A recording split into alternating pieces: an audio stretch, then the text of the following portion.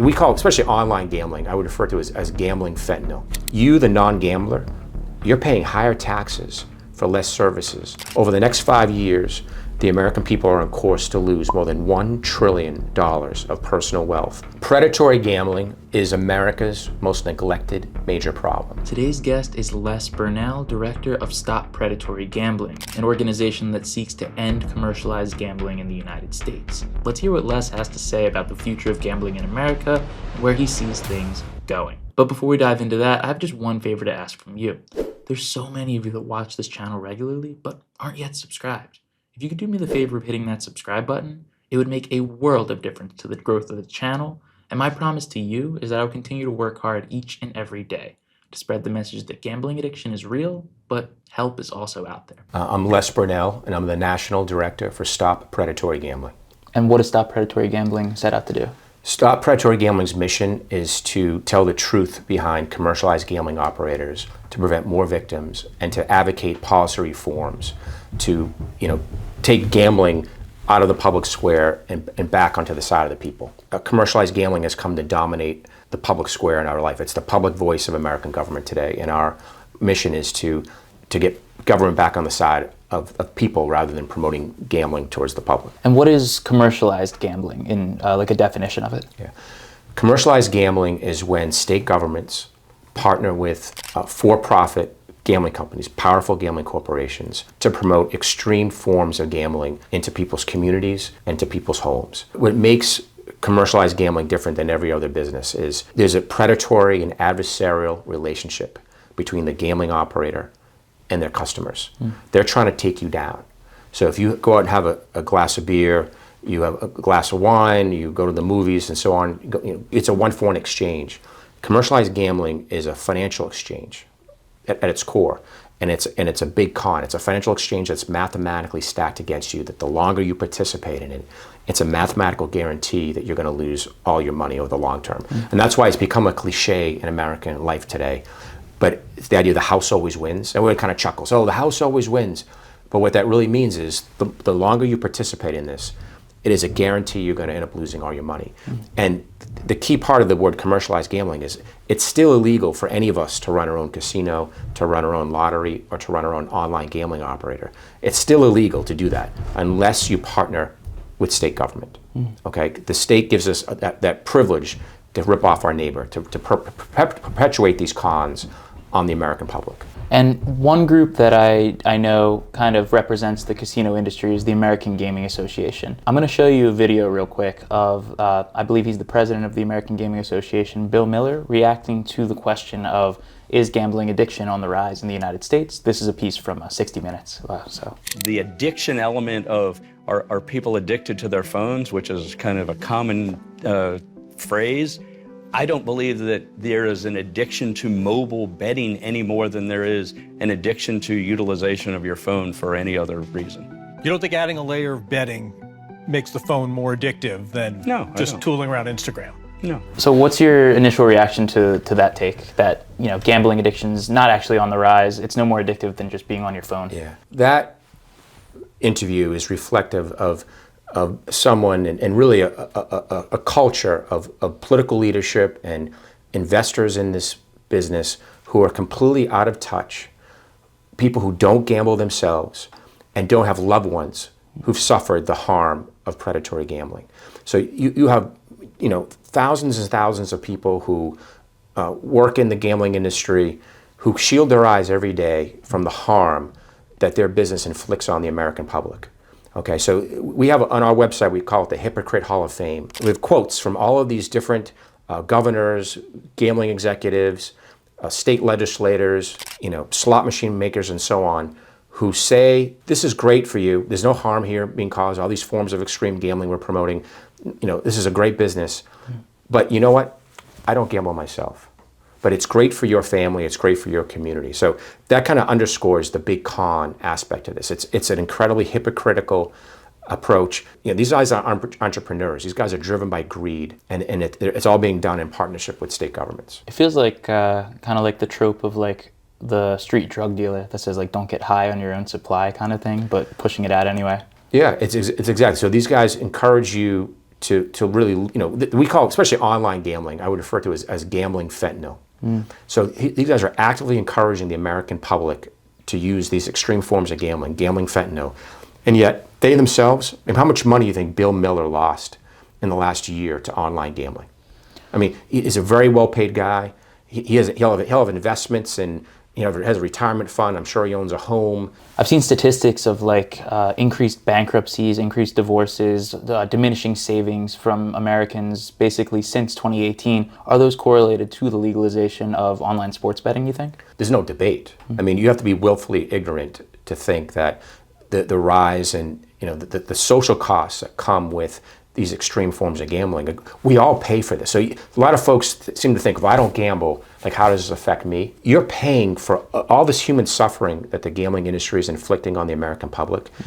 You, the non-gambler, you're paying higher taxes for less services over the long term. So when folks get divorced, people go homeless, or there's domestic violence situations, people end up losing their jobs and they steal money from their companies and so on when they embezzle. Who do you think pays for all the criminal incarceration costs? Who do you think subsidizes the health care when people can't pay their health care bills? Who pays the housing subsidies to help people meet their rent because they're broke, because they've lost all their money on these gambling apps? So you, the taxpayer, you end up paying for all of this. Yeah, and I see so often that gambling is sold as this pipe dream of resolving financial insecurity. I think no group kind of points that out more than the lottery. Is that fair? Yeah. Well, in the big picture, so if you add up all the financial losses that the American people are suffering to the state lottery, to regional casinos and online gambling operators, every year it equates to more than $150 billion a year. Wow. All right. Over the next 5 years, the American people are on course to lose more than $1 trillion of personal wealth to these extreme forms of gambling. That breaks down to about $300,000 every minute. So another part of the conversation is talking about, who should care about problem gamblers in America. You've mentioned that the taxpayer takes on a further burden. We understand that maybe from a financial perspective. From a public health perspective, why is gambling and gambling addiction kind of flying so far under the radar? Predatory gambling is America's most neglected major problem. Yes, it's a highly addictive product, and millions of Americans are suffering from it. But you, the non-gambler, you're paying higher social costs, you're paying higher taxes for this. Also, when more than $1 trillion of wealth is going to be lost by the American people over the next 5 years. Larger that portion of that money is coming from citizens who are addicted, but you, the non-gambler, you're having a lower standard of living because of that. Yes, this is a business based on addiction, but the reason why commercialized gambling has been illegal, and is still illegal, even though it's highly addictive, it's not illegal because it's addictive. It's illegal because it's a form of consumer financial fraud. When it comes to gambling advertising, you're saying commercialized gambling in and of itself is consumer fraud. It is a lie. What makes it a lie? What makes it fraud? Because commercialized gambling at its core is a financial exchange, right? So forget gambling for a second. If we go have a slice of pizza, we go have a beer together, we go see the movies, there's a one-for-one exchange in that, okay? You go see a Philadelphia Eagles game, right? There's a one-for-one exchange in that, okay? Commercialized gambling is a financial exchange at its core, and it's they wrap it up as if it's something else, but at its core, it's a financial exchange that is mathematically stacked against you. It's a certainty that the longer you participate in it, you're gonna end up losing all your money. When you have a product that's inherently dishonest, the advertising has to speak about it dishonestly, and it does. Incentivizing you, they market as, here's where the winners gamble. You're not gonna win. It's a mathematical guarantee that you're gonna win. That's why state lotteries have been exempt for more than 40 years under Federal Trade Commission's truth in advertising regulations. And that precedent that we've seen for state lotteries over the last 40 years, that continues to apply to these other commercialized gambling operators that have come behind it. So regional casinos and now online gambling operators, they do not abide by the same strict advertising regulations that every other business has to abide by, because the government is a partner to it. When the government is a partner to this business, it's like putting Dracula in charge of the blood bank. Because the very business practices that bring in the most money for the state are those business practices that are the most dishonest, like the advertising, and the most predatory, like the kind of way when they know these citizens are addicts, yet they continue to incentivize them to gamble. In conversations that I've had with other people who are not necessarily for the casino industry, but definitely not against it, this term responsible gambling keeps coming up. It's this term that I've yet to actually get a definition of, which is ironic. But what is responsible gambling? Do you know? Yeah. So responsible gambling is a sham. It's about giving the appearance, it's a PR campaign, a public relations campaign to give the appearance, mostly in large part to non-gamblers out there, to political leaders, to media, and to the 2/3 of the public who rarely gambles, to create this impression that somehow we're protecting the American public from this extremely predatory business. It's a sham on multiple levels. The gambling industry, they fund almost all of the public health research into gambling addiction. They fund largely fund the National Council on problem gambling. They fund most of the state councils. So the gambling industry controls this messaging around responsible gambling. Even how the NFL now they brought in to promote this image of responsible gambling. The two things I love to talk about when it comes to responsible gambling is this. I say, how much money does the gambling industry make from citizens who practice so-called responsible gambling behavior? Okay, and the best study, Dr. Natasha Schull, who was at MIT, now she's at NYU, wrote the defining book on gambling technology in our country called Addiction by Design. And in that book, she had a study that showed 75% of the people walking into a casino were so-called casual gamblers, right? They were so-called responsible gamblers. They made up 4% of revenues, okay? The business model for state lotteries, the New York Times reported, 70 to 80% of lottery revenue comes from 10% of the people who play the lottery. For brick and mortar casinos, there's more than a dozen studies for the last 15 years that show more than up to 60% of commercialized gambling profits come from citizens who are addicted to gambling. And then just last year, the Wall Street Journal reported, they got internal documents from one of America's online gambling operators that showed that 70% of online gambling profits were coming from 0.5% of the gamblers, the people using the apps. If they just base their business on the so-called casual gambler, the so-called responsible gambler, they don't have a business. So have a Vegas in America where you got to hop on a plane. The question is, should Las Vegas be on Main Street? And more important, with online gambling, should Las Vegas be in every home, every dorm room, every bedroom, every smartphone in a state? Like, that's what we're doing with this. And the answer definitively is no. It's been an epic public policy failure.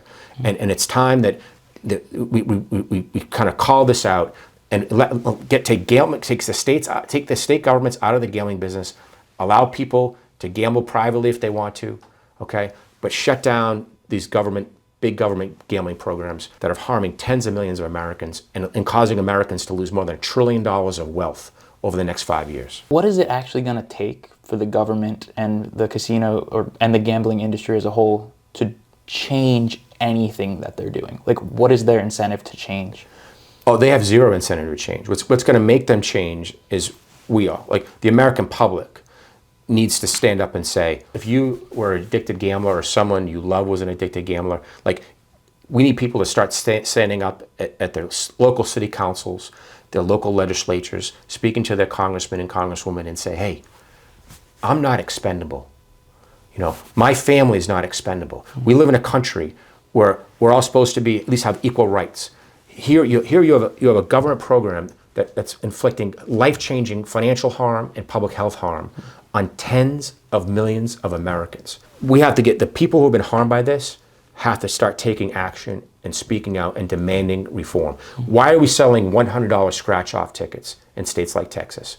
Why are state governments allowing people to place 100 bets a day on these online gambling apps? You know, why is the state of Michigan allowing the home builder of the year in Michigan to receive $3,000 to $5,000 a week of free gambling wagers in her gambling account? Like, this is all being done as a government program. And so at its core, and I should have really led with this, like, what makes me so passionate on this issue, like, if you're in second grade, you learn about the principle of no taxation without representation, right? It's one of our core democratic principles. Today in America, we have a system of taxation by exploitation. And that's what government-sponsored gambling is. That's what all these forms of commercialized gambling are, is they are taxation by exploitation. And the time has come where the American people need to say, no taxation by exploitation. Some states allow casino operators to write off promotional expenses against their income in that state. So when you see that bet $5 win $200, they can write off probably running the commercial and the $200 free bet that they give out.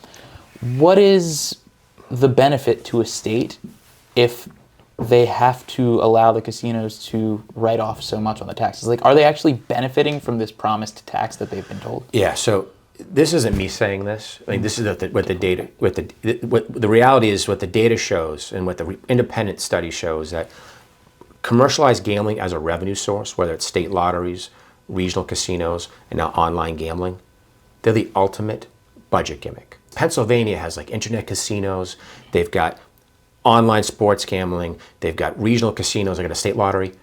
And most of it was done in the name of, we're going to lower property taxes in Pennsylvania. Like, there's no one in Pennsylvania who's paying less taxes today because of that. Yeah. You know, the city of Ohio, we just did this study for Ohio that showed that the citizens of Ohio are losing more than $8,000 a minute. Okay, $8,000 a minute to government-sanctioned gambling, promoted by state government. Do you think anyone in Ohio is paying less taxes today? All this money is going into the pockets, largely the pockets of gambling operators. And that's why they spend tens of millions of dollars to lobby legislatures to go out and collect signatures to get ballot questions on the ballot to try to ram through more extreme forms of gambling. That's why they spend so much on advertising to shape all this. Part of this is the idea that somehow you're paying less taxes for this is a con. You, the non-gambler, you pay even if you don't play. Okay, you're paying higher taxes for all of this for less services. So it's safe to say that online gambling, and particularly maybe sports betting, has forever changed the archetype of a gambling addict in America. Oh, unquestionably. But I also think it's important to note that these companies, we talk about sports gambling, but DraftKings, FanDuel, BetMGM, Caesars, and so on, what these apps really are at their core is they're online casino companies. Like that's where the money is. They like to call it iGaming, which is a very carefully focused group term. But what these companies are is internet casino gambling companies. So their end game is they use the sports gambling to acquire customers. Because that's the cost of doing business in the gambling business is acquiring customers. That's what because they don't have any expenses. That's about me just conning you, this financial exchange, ripping you off consistently. Yeah. So what the cost is me acquiring those customers. So they use the sports gambling to acquire folks. Once they get it legalized, then they'll cross market you over to the internet casino piece. And that's where the real money is. So in a state like Michigan, almost 90% of the revenue coming into the state is coming from the online casino portion of the business. That's what these companies really are at their core. Yeah, that's always thrown me because, New Jersey's had iGaming, they call it. We'll get into that term in a second. New Jersey's had iGaming pretty much since they had sports betting. So right. From the moment that I started doing my online gambling when I was 21 through the state, like I was gambling before, but when I was 21 through the state, it was always there, right? So I would be on the sports book. It's one click to the casino. It kind of threw me for a loop that they were different apps, basically. So platform was, I don't know if this has changed since I stopped gambling, but you would be on the sports book and you would hit the casino and it would do an iframe. So it would basically take you off app to their website. You were still logged in right away, but it was like not in the same app. And now I'm thinking that was a legal reason because I think they have the money to build a nice app. But that always threw me for a loop that this iGaming thing exists. What the hell is iGaming? Because that sounds like a video game, right? Like, is that why it's called that? To make it sound less... They call it iGaming, just like they use the word gaming in general, to make it look like it's innocuous, that people are just playing video games. They're harmless. The word choice that the gambling industry uses is all very carefully calculated. It's part of the con, right? We talk about the big con, that the overall business itself is a con. The way they talk about their business is part of the con. So the iGaming is really internet casino gambling. And people need to call it for what it is. It's about internet casino gambling. It's about opening an online casino, a Las Vegas style casino, 24 hours a day, 7 days a week, in every home, dorm room, office, smartphone, anything that has an internet connection in a state and in a community. You literally can sit in your bedroom and lose your kids' college tuition, your rent money, in partnership with state governments. State governments are doing it willfully in partnership with these powerful gambling corporations. Yeah, I mean, does that lead the question, like, are slot machines in and of themselves, because that's what the iGaming is at its core, it's like they're probably pushing the slots with it. Are slot machines more dangerous than other forms of gambling? Slot machines, whether they're brick and mortar type slot machines in a casino, or especially online slots, are by far the most extreme form and most addictive form of gambling, because part of what makes gambling so addictive is the speed of it. So the faster gambling is, the more addictive it becomes. Slot machines, like you're pressing the button every 3 to 5 seconds. Yeah. Like you literally can do 600 spins in a minute. When you're home, you can do it 24 hours a day and no one even knows you're doing it. That's why people are losing huge sums of money. That's why it's causing so much harm for millions and millions of American families. There's a big discussion, I guess, in we'll call them the state councils, the groups that are seeking to, help people that are struggling with gambling addiction. Now, we've mentioned that their funding sources are often tied up with the gambling industry itself, so it's often that they have to say they're gambling neutral and they can't really take too firm of a stance. But there's been this push for prevention and education. These are things that I hear a lot. Would learning about the reality of gambling actually lead to decreased rates of gambling addiction? Yeah. So I think there's a lot of well-intentioned people who are in the rank and file of these state councils across the United States who like to, sit around a table and try to come ideas around prevention and education, makes everyone feel, like they're doing something. But at the end of the day, I think those are completely ineffective efforts. We're pushing gambling fentanyl into people's homes and somehow, and normalizing it, by letting people watch it on television, like, they're seeing their favorite athletes endorsing gambling fentanyl, and somehow like a little bit of education is going to prevent me from not being drawn into that. Like the product is designed, as we talked about, the business model for these gambling operators, it's based on identifying people who could be addicts, cultivating these citizens who are being turned into addicts, and then once you're clearly identified as an addicted gambler, just to take you for all you're worth. Like in the terms of, right from Natasha Schell's book, Addiction by Design, they're trying to get you to play to extinction until all of your money is gone. Until you, in many instances, go deep, deep into debt. So the idea that somehow little prevention and education is going to stand up to these companies that have the blessing of state government to literally make 70% of their profits from 0.5%. Like, how do you help those people being harmed the most? Prevention, education, that's not going to help those people. What's going to help them is holding these companies legally liable. Restricting advertising and marketing, cutting the amount of gambling losses that the American citizens are suffering. Stop selling $100 scratch-off tickets in low-income neighborhoods to people who make $7.25 an hour like they do in Texas. The state councils, when they turn the corner and be like, we're no longer going to stand up and allow these business practices to occur, that's when real change is going to happen. Like these state councils have a powerful voice, and they've been complicit for the last 25 years in the spread of predatory gambling in this country. Struggling with an addiction can make you feel like you're all alone. But trust me, it doesn't have to be that way. At Right Choice Recovery, a family-owned and operated treatment center in New Jersey, we are here for you. And we're dedicated to helping you break free from addiction and change your life for the better. Whether you're struggling with substances or a gambling addiction, this is the spot for you. With personalized care, real support, and a team that understands exactly what you're going through, we're here to walk with you on your journey to recovery. Because recovery is possible. And it all starts with the right choice. Check the description of this video today for more information. Affordability checks, responsible gambling tools, and theoretically telling people when they've hit a certain time limit playing on a casino app. Are any of these things going to be effective? Yeah, so this isn't me saying this. I think what the facts show about these efforts to do so-called responsible gambling tools is they're really ineffective. For the people, most people can gamble and they don't get addicted to it. So those tools aren't helpful to them. But in the people who do get addicted to it, again, those tools there's no evidence that those tools are helpful to them as well. Like most cases, a very low participation rate in these tools. But at the end of the day, what's going to change the tide on this is holding these companies legally liable. What will happen to gamblers as a whole in the United States if nothing changes about the trajectory that we're heading on right now?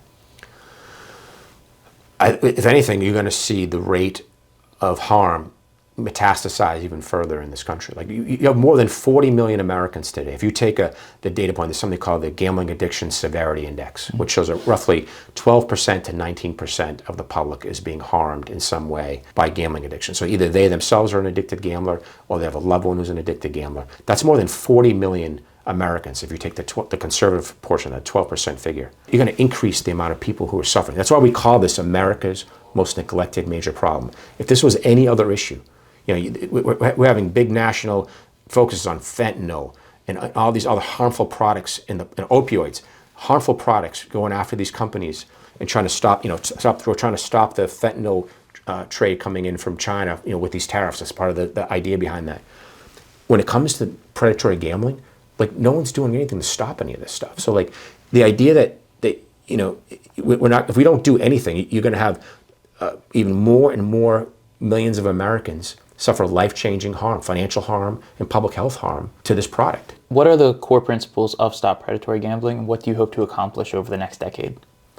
So our core principles are really based on kind of this idea of getting state governments and government as a whole back on the side of the American people to stop exploiting and manipulating the American public in partnership with these gambling companies. Like, so our priority is to let people gamble if they want to. Start to roll back these extreme forms of gambling. Let people gamble privately, but put the state back on the side of the people instead of having the state encourage citizens to lose $300,000 a minute like we're doing today to forms of gambling that state sanction. If you said to me 10 years from now, what's my ideal landscape, is allow citizens to gamble privately, allow small licensed games, have a Las Vegas in America where people have to hop on a plane to go to gamble, but take Las Vegas casinos out of people's homes, take them out of people's communities, and hold these companies legally liable for the harm they cause. And I think if we do those things, the rate of gambling addiction will be dramatically cut. Gambling will always exist in society, but it exists on the fringe of society, right? So people will talk about illegal gambling and so on. So yes, illegal gambling existed, has existed in the past, and it will exist in the future, but it will exist on the fringe of society. It won't be in the middle of the Super Bowl. It won't be in every convenience store when I go in to fill my gas tank up or to buy a candy bar. You'll have to seek it out rather than normalizing it for a whole generation of young people, particularly, who are suffering life-changing harm because of this. I want to thank Les once again for taking the time to share his perspective on the topic. If you want to hear a story that illustrates the need for having this conversation, the need for bringing this to the forefront of public health, then check out this video next.